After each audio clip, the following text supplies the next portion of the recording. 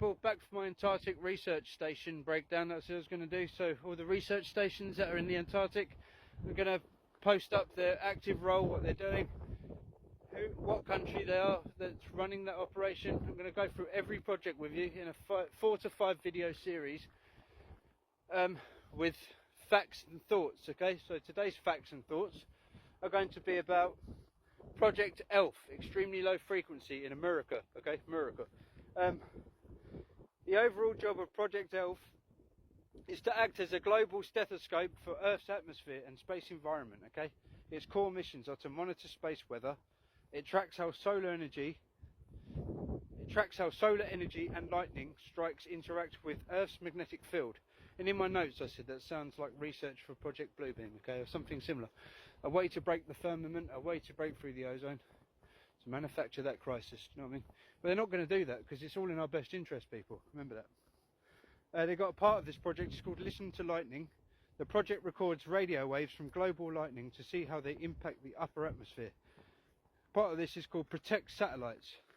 So what is global famine and devastation and hunger? They've got, you know, they're protecting satellites. So they're studying how killer electrons are drained from radiation belts.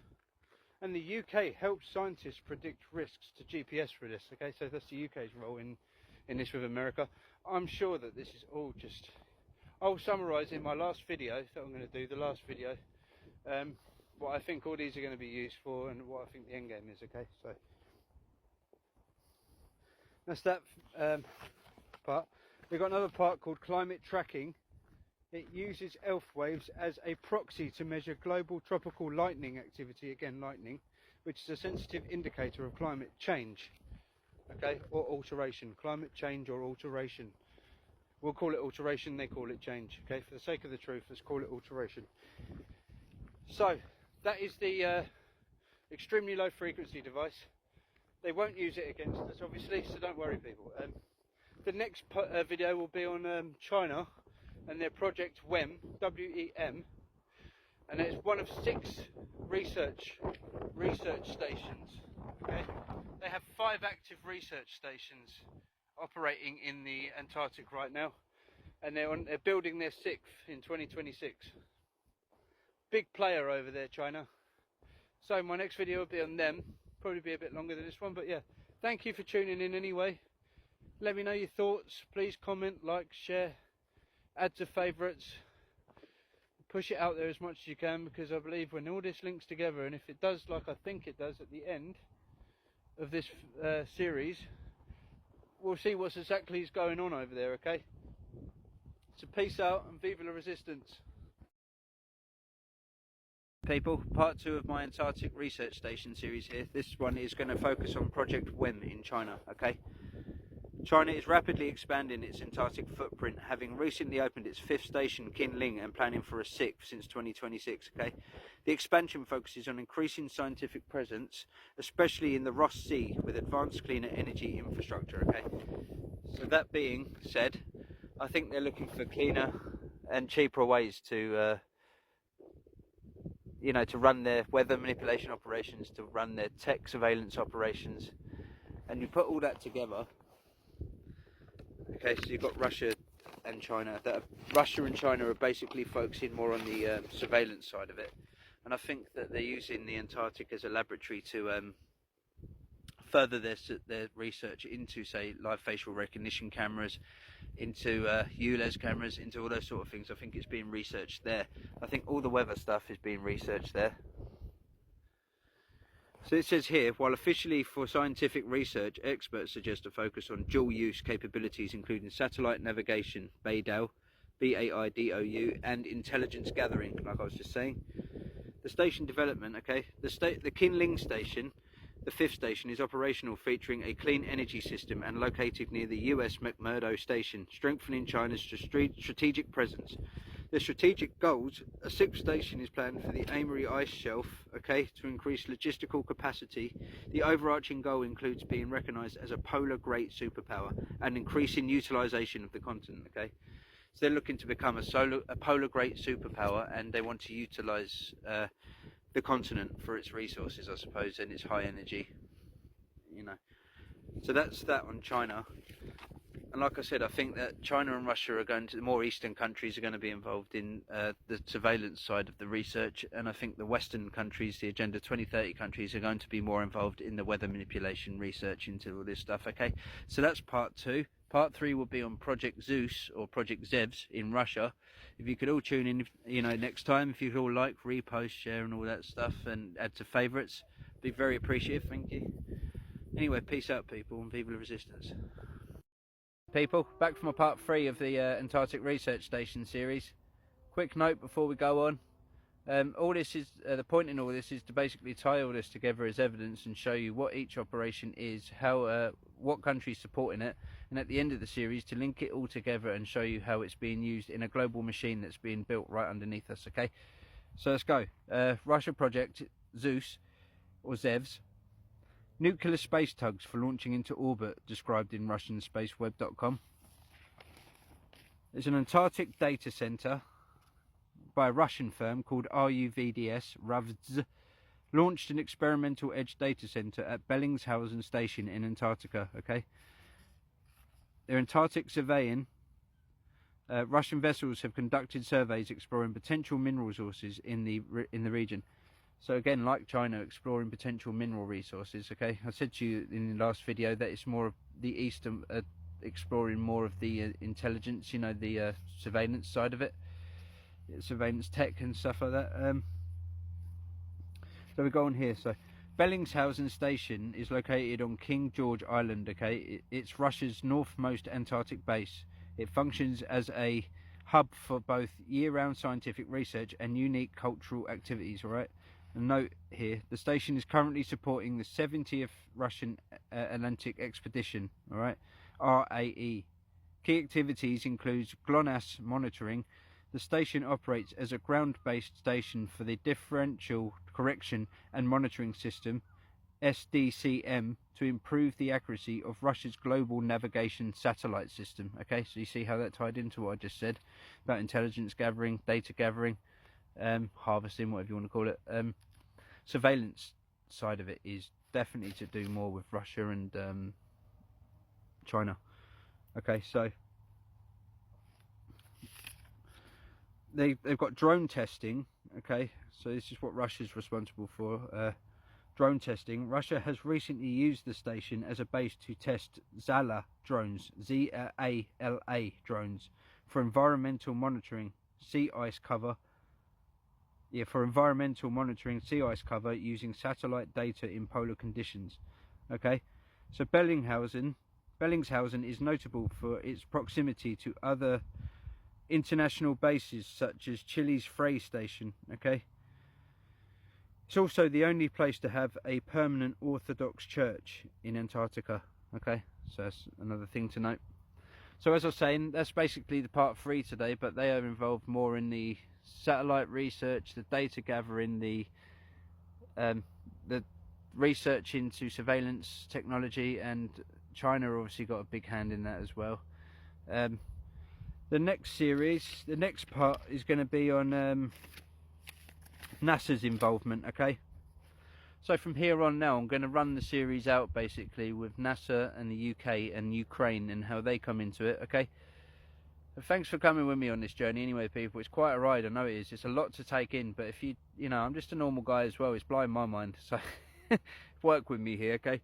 Give me a bit of credit. I'm doing all the research I can to expose a global legion here. You know, it's not easy. Anyway, peace out, viva la resistance. Like, repost, share, all that sort of stuff. All right, thank you very much. See you later. Hi people, back for part 4 of the Antarctic Research Station series. I'm at an old World War II turret today. Thought it was pretty apt for the video. You see lots of spraying today. Light spraying, but it's really mounted up, and it's all the sea is shrouded in it. All the sea, all the farmland. Okay, so on my last part I was talking about Russia and their involvement. This time we're going to talk about NASA. So we're getting to the end of the series now, really, because the last 2 videos are going to trail out, like I said, with UK and Ukraine's involvement, and then it's going to be another couple of keynotes I'm going to give you, and then I'm going to summarize the whole thing, link it up together, stitch it into one series. I'll put it up on TikTok, I'll put it up on Upscrolled and Substack. I'll give you the information for all that, the other two platforms I use. Okay, so without further ado, NASA maintains a heavy presence in Antarctic to study climate change or alteration, ice sheet dynamics and astronomy while using the extreme isolated environment as a terrestrial analogue. Major areas of NASA involvement: ice and climate monitoring. NASA uses satellites, aircraft and ground instruments to monitor changes in Antarctica's sea ice, glaciers and ice sheets. Projects like Operation Icebridge map, study and measure the ice sheet mass balance, providing data for sea level predictions. Okay. Space analog studies. Because of its extreme cold, isolation and confined environment, NASA uses Antarctica to study human behaviour and performance for long-duration space missions. Check this out. Research at McMurdo and South Pole stations helps prepare astronauts for life on Mars. It just gets weirder and weirder, doesn't it? Scientific ballooning. Antarctica is a prime location for launching high-altitude balloons flying over 120,000 feet. They conduct research on cosmic rays, dark matter and astronomy, supported by the McMurdo Station Balloon Launch Facility. Right.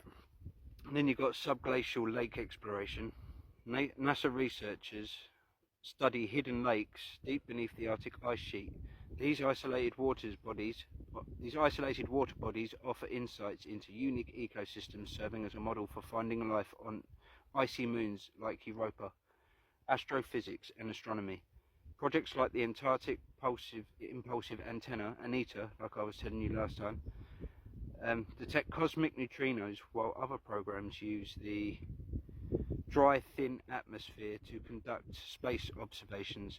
NASA operates in partnership with the National Science Foundation, NSF, which manages the United States Antarctic Program, the USAP, okay?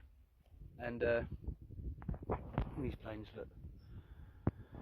So that really, if you look at it, is they're studying the climate, they're studying ways to alter the climate, in my opinion. It's not anything to do with climate change, inverted commas. Studying things like ice planets like Europa means they're studying icy moons, you know, which are planets with heavy amounts of water and resources, I'd imagine, underneath them. So that's why they're trying to get through this firmament, you know, trying to get out to other planets, and probably like we saw in all the films where they told us that aliens will enslave us, we'll probably be the ones that will enslave aliens. So that's what I've got on that one. Anyway, so that's that for NASA's involvement today. So they seem to be more in studying the climate side of things. They seem to be more involved in with these apparatus that they use to study the climate. They're probably going to intertwine that somehow with all the surveillance as well, tech, you know, and stuff like that. So thanks again for, you know, sticking with me on this. The next one will be UK and Ukraine, and like I said, I'll trail out on that. A couple of notes will be another video, and then I'll summarise the whole thing, link it, stitch it, give you the info for my other platforms, and you can go and have a look for it for yourself, and make sure you share it around for people, and make sure people know what the truth is and what's going on and what this research will actually lead to, okay? Because they're getting around the Antarctic Treaty at the moment. They're getting around it by saying everything is scientific research. So whereas the Antarctic Treaty would not allow them to frack, you know, dig for oil, drill for oil, and militarise the Antarctic, they're getting around all this by saying it's for scientific research purposes, okay? So I thought that was important to note at the end there, alright? The next part will be in the UK, alright? So tune in next time, alright? And I hope you're all getting this and taking it in, okay? I know it's a lot to take in, but thanks again. Peace out, and people of resistance.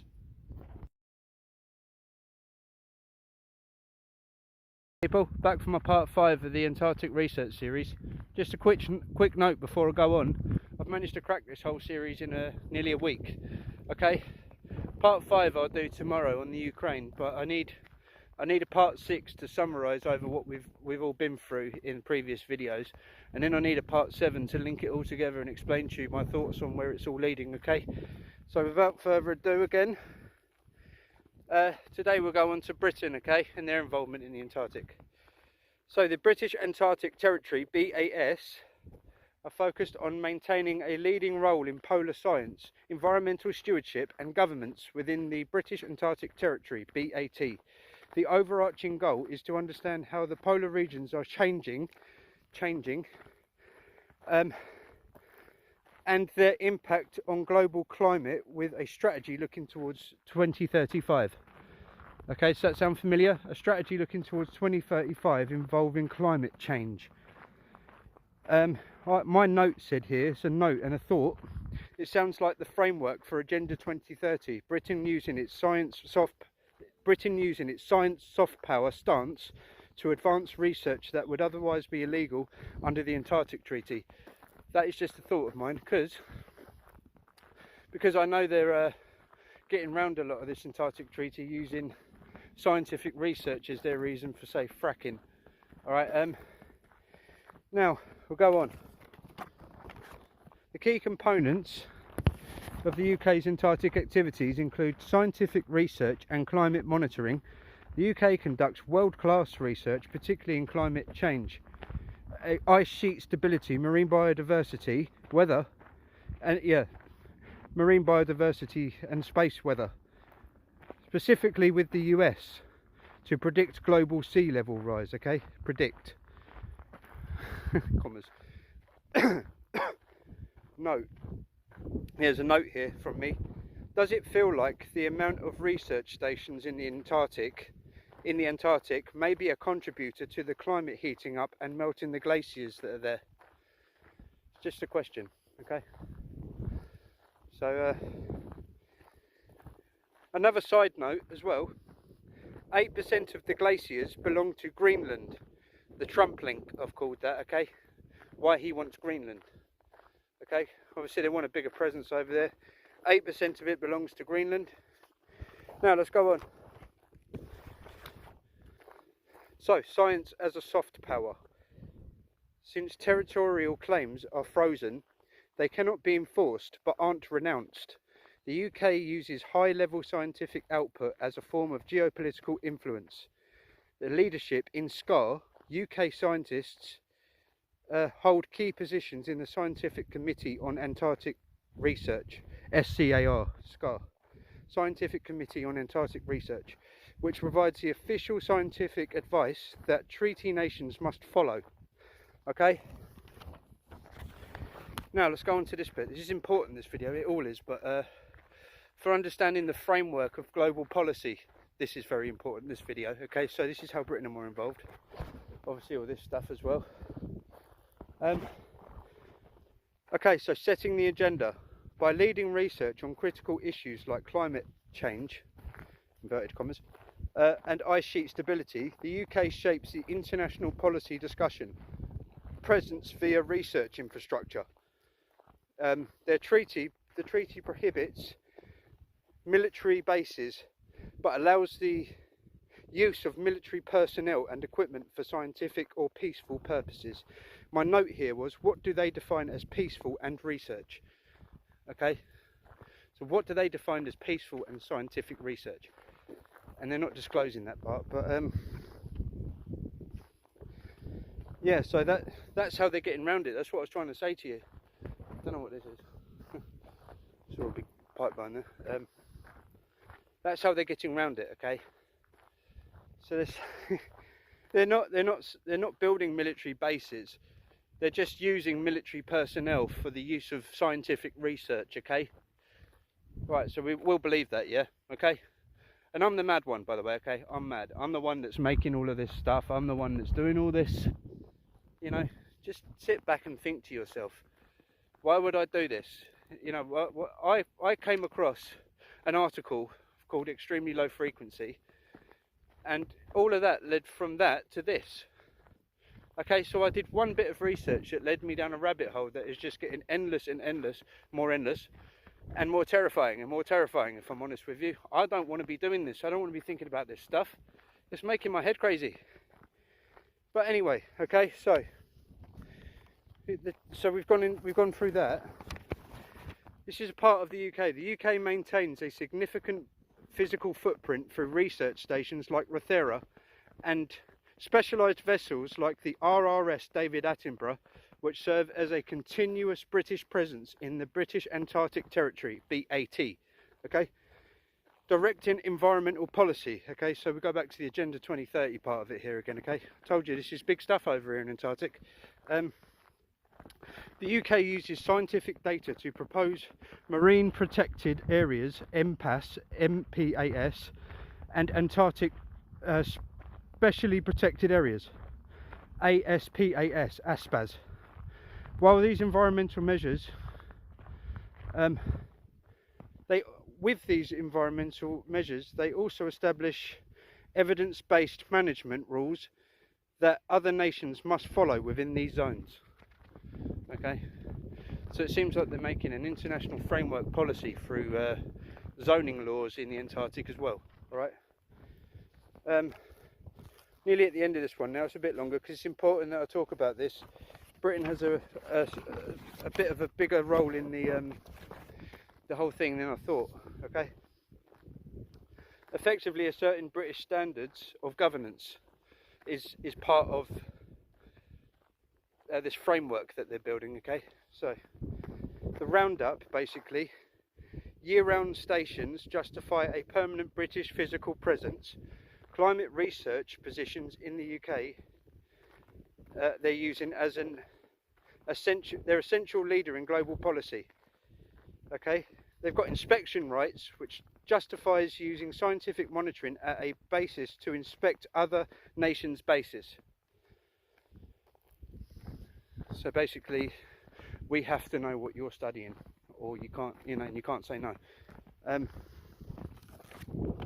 Other nations like China and Russia use science similarly to expand their influence, as I showed you before in earlier episodes.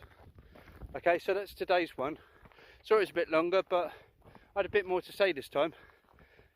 As I said to you, Ukraine's episode next, then the summary of the whole thing, the whole series, and then I'll go into the link, the how it all comes together as the big machine. Okay, so thanks for sticking with me. Like, share, follow, repost, add to favourites.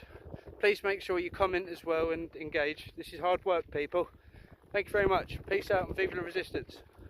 Back from part 6 of the Antarctic Research Station series. This one's on Academic Vernadsky, the Ukrainian station in the Antarctic. Okay, so the Academic Vernadsky station is a year-round Ukrainian research base on Galindez Island in Antarctica, acquired from the UK in 1996. Operating in the maritime Antarctic, it is known for long-term climate, meteorological and geophysical studies, including the longest continuous ozone monitoring data set in the region. Key details of Academic Vernadsky station: the location Galindez Island in the Argentine Islands, archipelago off of the Antarctic Peninsula. So that's how Argentine linked to this, Argentina as well. In the Argentine Islands, okay, of archipelago off of the Antarctic Peninsula. The origin, formerly the British Faraday Station, founded in 1947, it was transferred to Ukraine for £1 on February 6th, 1996. Okay. It's operated by the National Antarctic Scientific Centre of Ukraine, so the NASC. Scientific focus. Core research covers meteorology, atmospheric studies, ozone, ionosphere, geophysics, geomagnetism and biology. It holds essential long-term climate data. Okay. Note these all sound like data centres, is my note there. Academic Vernadsky Station maintains a deep, multi-faced relationship with both the UK and US Antarctic programs, transitioning from a British-run outpost to a key partner in international polar science. My side note here is, the operations seem to be researching in northern Antarctica and testing operations are being carried out in the southern Antarctic. Right, now we go on to the relationship with the US. While the UK is the primary historical partner, Academic Vernadsky has established growing operational and scientific ties with the US National Science Foundation, the NSF, and its nearby Palmer Station, which is US as well. Note, there seems to be a lot of agencies operational in Antarctic. Are these agencies entirely legal, or are they using loopholes, is my question. Okay. Collaborative missions. In 2025, the Ukrainian vessel Noosphere conducted its first research mission specifically on behalf of the US National Science Foundation, NSF. And I've got another note here as well. Why are agencies allowed to hold this much power? Just a question. Is there corporate interests?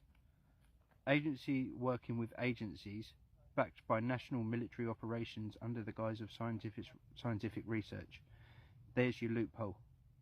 Okay, so agencies working with agencies backed by national military operations under the guise of scientific research is a loophole they're using. Right, Antarctic diplomacy. The two nations engage in Antarctic diplomacy, frequently hosting joint negotiations and raising both respective flags at their respective bases to signify scientific cooperation during global geopolitical challenges. My end note here is academic Vernadsky Station is at a strategic crossroads in the Antarctic Peninsula, effectively serving as a middle ground between primary logistics hubs of the United States and the UK. So they're primary logistic hubs of the United States and the UK. And my end note was Ukraine are effectively the West's bitch in the Antarctica, okay, and maybe overall. So that's today's part. The next part's going to be a summary of the whole series, and then the last one will be linking it all together. So this is part 6. Tomorrow's will be part 7, which is the summary of the whole series. Part 8 will be the last part, which will be linking it all together and then effectively making the whole global machine and presenting it to you as the package, if you get me. So that's that for today. Thanks for listening, thanks for joining in.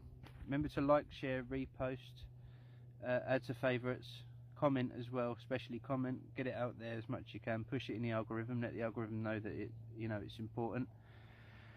It's a fight between me and the algorithm at the moment. I don't know if my videos are really going anywhere, but yeah, hopefully this keeps reaching to the right people, and in the end we end up busting the whole thing wide open. Okay, so peace out, viva la resistance.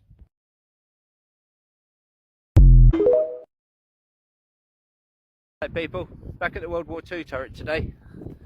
It's a bit windy, so I want you to be able to hear me. So I'm back for the Antarctic research summary, okay? Talking of summary, it was summary until they put us back under the dome. It's just getting out of control, people. We need to put a stop to this, seriously. Okay, so I'm going to sit here with you today. I'm going to go through what we've already been through over the whole series, and hopefully the wind doesn't drown me out, okay? So have a little look at the turret before we start. So part 1 we went through Project ELF, didn't we? The extremely low frequency, which I noted was a possible weather weapon. It's a global stethoscope that researches solar energy and lightning strikes and how they affect the Earth's magnetic field. Possible ozone weapon, I said. There was my note. It records lightning, it listens to lightning. Possible blue beam and directed energy weapons was my note there. Extremely low frequency wave study. And they also study how killer electrons are drained from radiation belts. Do you remember we went through that, how they studied all these sort of things? And yeah, I don't know if that's going to be used for the benefit of us. I don't think it is. But it's also a possible involvement and a possible link in the 2011 Christchurch earthquake with this ELF.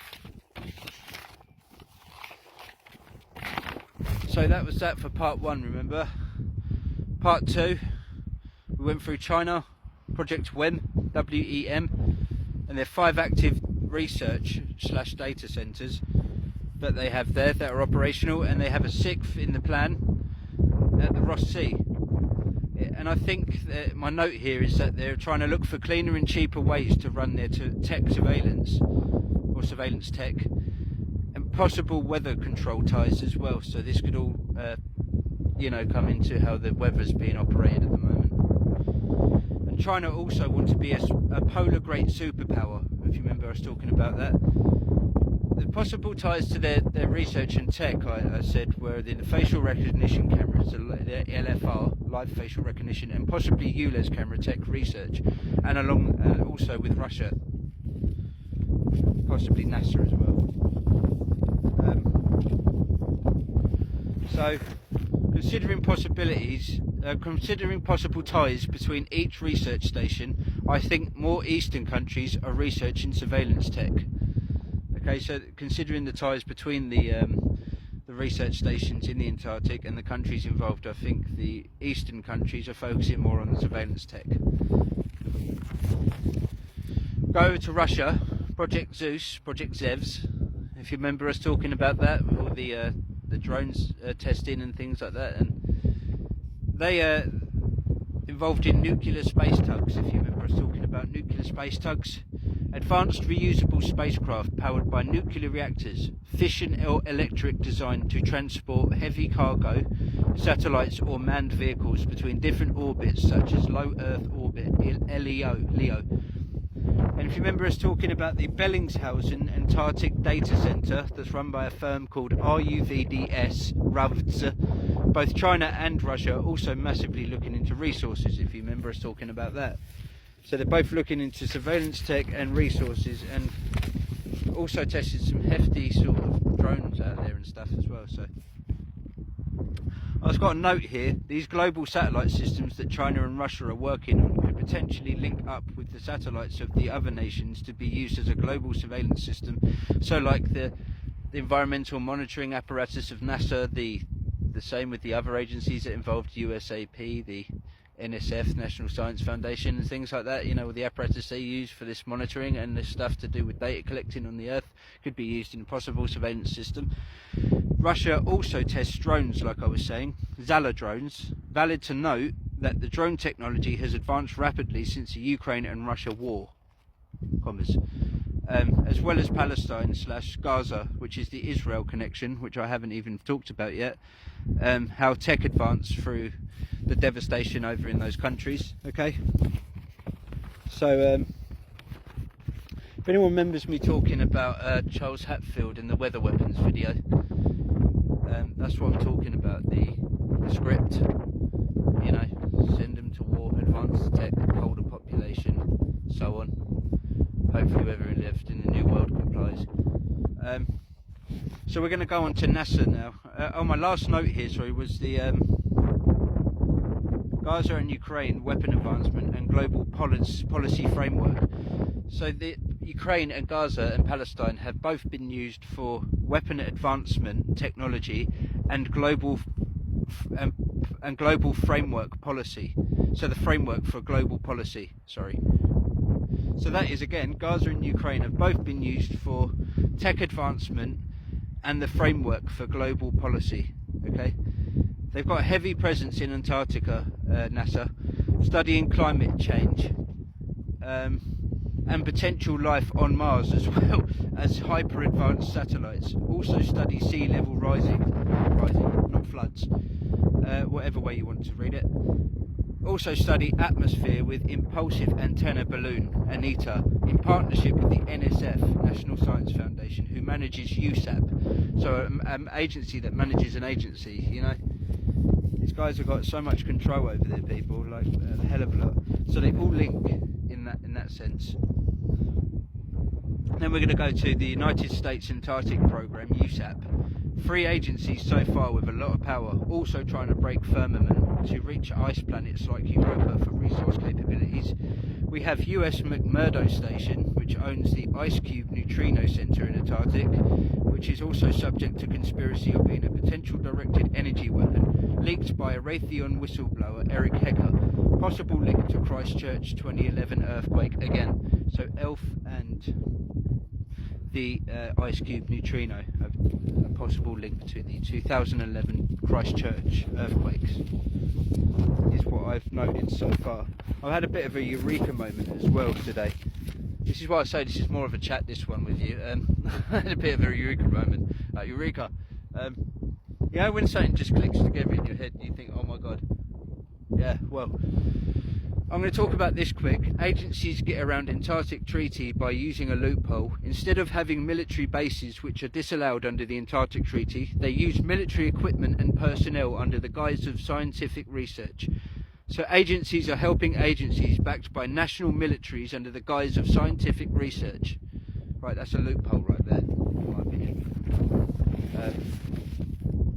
The climate apparatus that all these agencies are using in these operations, I've put here to be intertwined with surveillance tech, or very well could be, by all agencies it seems involved. All roads are leading to weaponised surveillance and weather systems, just like all roads lead to Rome, you know. Yeah, you can kind of go get that for yourself, that one. And then we talked about UK, didn't we, yesterday, I believe. BAT, British Antarctic Territory. They're responsible for a leading role in environmental polar science, stewardship and governance, looking at impacts of climate change, for a global strategy for 2035. Framework for Agenda 2030, I believe, is my note there. Britain is using its science soft power stance to further research that would otherwise be illegal under the Antarctic Treaty. Okay, so that's another note there.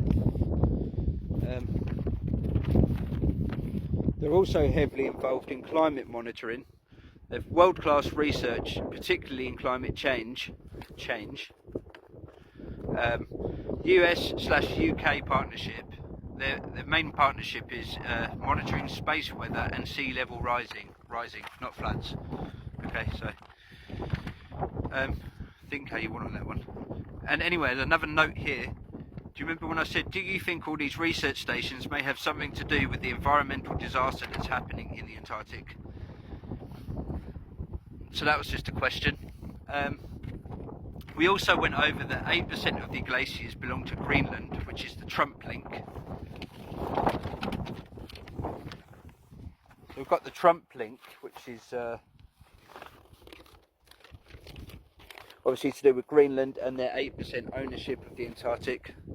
I don't know, maybe Greenland want to do something a bit different to the whole lot of them, because as I mentioned yesterday, Britain have got the right to monitor and inspect every country's base, and we're not allowed, no one's allowed to say no. So if, say, Greenland were doing something that was trying to help humanity instead of the latter, you know, which is obviously disastrous, maybe they're not too happy with Greenland as well. You know, it's another thought that came to my mind.